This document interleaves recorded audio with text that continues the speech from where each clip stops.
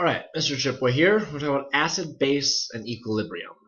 So equilibrium is a process where reaction goes both forward and reverse. We talked a lot about where the reactants go to products as just a one-way reaction, but technically sometimes reactants can turn into products, and the products turn back into reactants. It's a back and forth process of them changing. A non-chemistry example we'll use is if I have $100 in $1 bills, and you have $100 in $5 bills. And every 5 seconds, we exchange money. We exchange $5.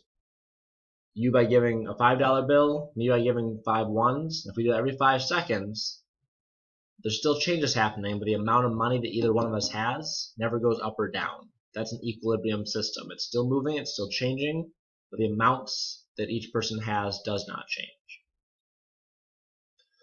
Okay, so note that strong acids and strong bases never go through equilibrium.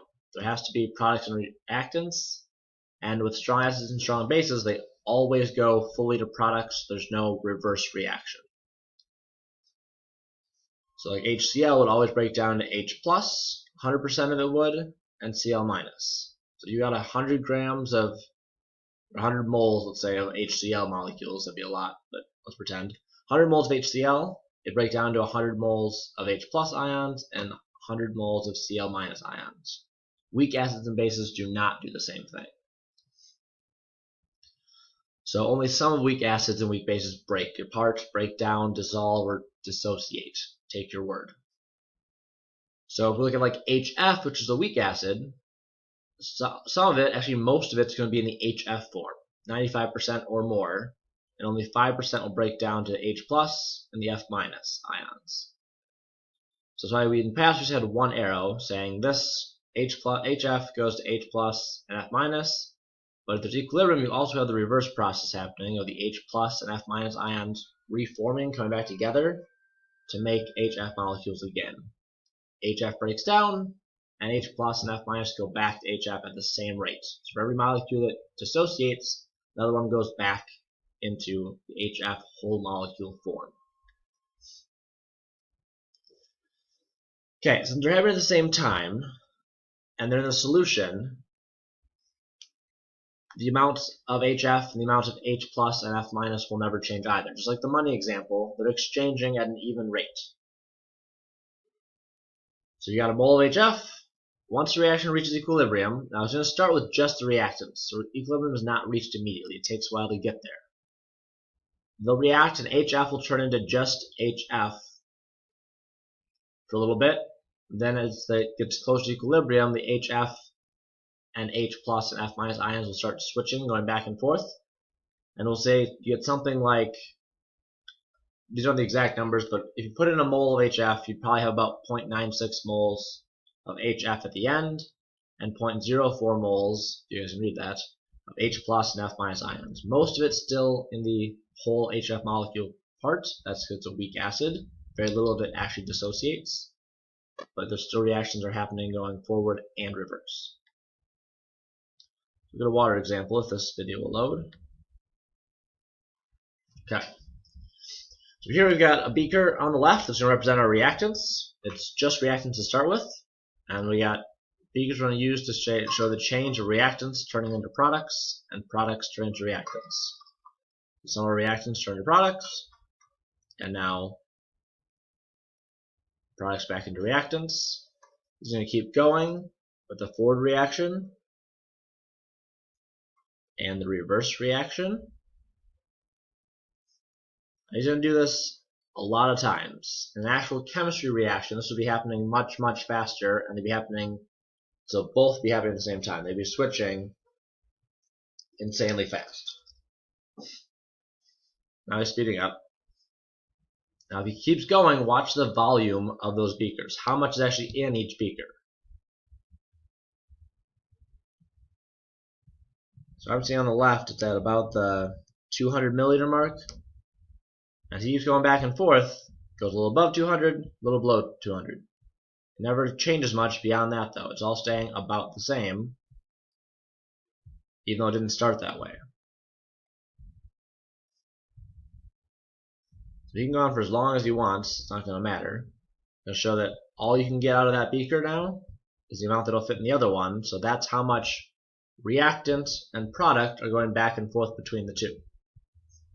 It's another example that once you're at equilibrium, which is at now, the amounts won't change. They do a little bit here because you got to do one beaker at a time, but in a chemical reaction, you've got millions of molecules going back and forth.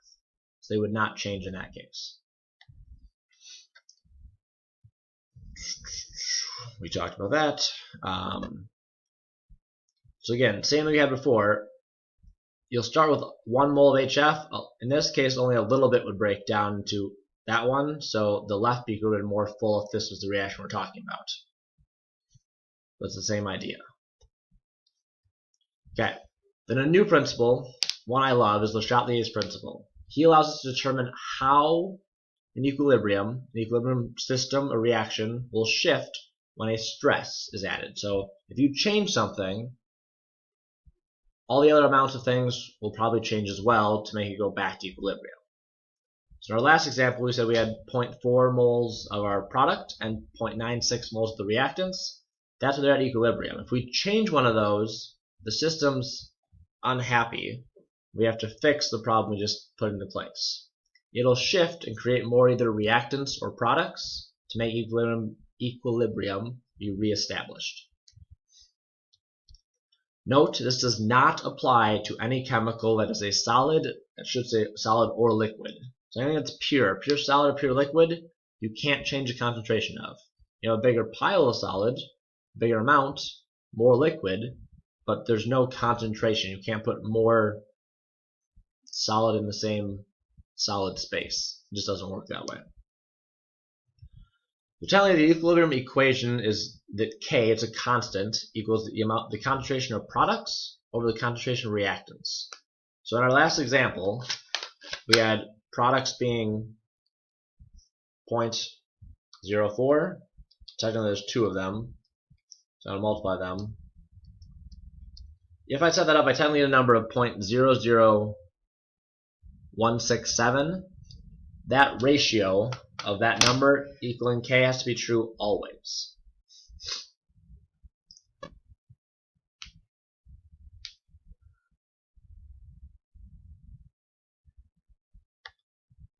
Okay, let's look at an example with acids and bases. If we look at HNO2, which is a weak acid, it's going to dissociate into H plus and NO2 minus. Since it's a weak acid, we know it's also going to go the other direction. We'll say, let's pretend for a minute at equilibrium they all have equal height. These are like bar graphs of how much HNO2 there is, how much H plus there is, and how much NO2 minus there is. If we stress it, if we change the system by adding more H plus, more of this guy, that will cause the NO2 to react with a newly added H plus. Oops. Go back. Okay, so we add more of this. We'll have too many products. We have to undo, we have to get rid of some of the H plus. The only way you can get rid of this, you can't take it out. The system has to adjust to fix it. So the H plus has to react with the only thing with it, NO2 minus, to turn into HNO2. So we have the H plus, goes up. We've now got too much. So now to get rid of the H plus that was added right there, we need to react with some of the, that's a typo, I should say NO2 minus, to make them both go down. So they both react. We now have less H plus than we did a second ago, but still more than when we started at. The NO2 now has gone down a lot. We've lost a bunch of that. A lot of that is decreased. But when these react, they don't just go away. What do they turn into? That's right. They turn into our friend HNO2. So when these two reacted, they made more HNO2. Now that those numbers have been adjusted, it's back in equilibrium. The product to reactant ratio works out. That constant is still held true again. So now we're at equilibrium again. Once the HNO2 is back up here, there we go. That's still a typo. It should be NO2 again. NO2 minus went down, H plus went up. So at the end of this reaction, we need to be able to say, all right, H plus has a, let's start over here. HNO2 has a higher concentration than it did before, quite a lot. So it gained quite a bit. Its concentration went up a fair bit. NO2 went down quite a bit because it reacted with the H+. Now H+, technically our starting point is right about where the top of my mouse is. It still gained some, but not very much, just a little bit here at the top. Because we had way up here, but what we added, most of that got reacted away to fix the equilibrium system, get it back to equilibrium, and react with the NO2. So when this went down by a bunch, so did the H+, but not all of what we added reacted, just most of it. So this is up a lot higher concentration, a little bit higher concentration, and a lot lower concentration. And then the other question you'll be asked is, how did it shift? Did the equilibrium shift left, shift right, or not shift at all? Well, since in the end we made more reactants than we did products, we're moving from this side to this side, so it shifted towards reactants or shifted left during this change, this stress on the system. Okay, we'll go back to the same system. We're going to make a new stress, a new change to our system. What if we add NaOH into the container? Go, oh, well, there's none in there. It's easy. Not so close. Not so close. Not so quick. NaOH is really Na plus once it dissolves, and OH minus. OH minus is going to react with the H plus. This is a base. This is an acid. So if this reacts with this to make water, it's going to pull out some of the H plus. There won't be as much in the solution. It's going to decrease the amount of H plus. So that should go down.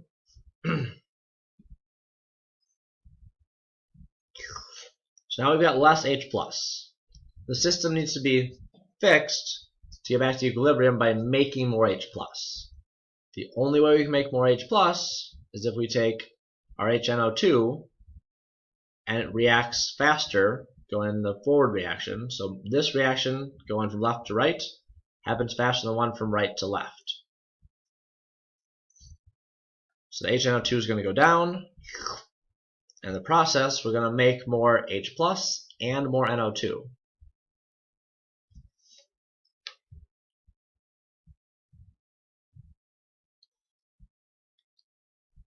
So based on our starting amount, HNO2 went down quite a bit in concentration.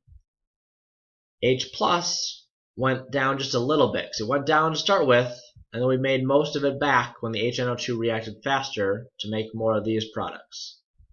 And the NO2 went up a lot, saying it was going to shift to the right. Right? Because we went from, I can go back. We went from here originally, they're all about my mouse there, this height, and then we reacted that one down. It caused it to shift right to make more H plus. HNO2 goes away to make more H plus and NO2. And so that one, oh, was right there. H plus is still a little lower, NO2 is up a lot. HNO2 is down. It shifts to the right because we're making more of both of these.